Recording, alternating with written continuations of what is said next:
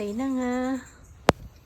Dogsit tayo ngayong gabi at habang hinihintay ko ang aking mga bossing, nilabas ko muna ang aking alaga para makawiwi siya.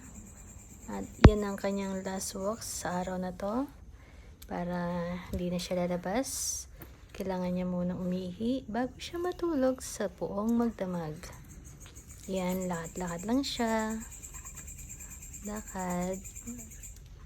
Gahanap siya ng tamang place na ihi siya at madilim na nga dyan. Buti na lang may dala akong headlight. Ay inilawan ko ang aming daanan dahil sobrang dilim dahil gabi na nga po. Mga bossing. Yan, alam mo nyo naman po ang mga aso. Amoy-amoy lang siyan sila. Pero dyan sa banda dyan, maraming ahas dyan. Sana nga walang lumabas. Pero sa bagay, pag ang ahas naman, pag nakaramdam niyan may tao, aalis na yan sila. Hindi na sila mag-i-stay. At hindi rin naman sila nananakit hanggat hindi mo sila nasasaktan. Lalayo lang yan sila. At nakaihi na nga siya. Na kanyang last wiwi. Tapos yan, balik na kami sa aming bahay para matulog na.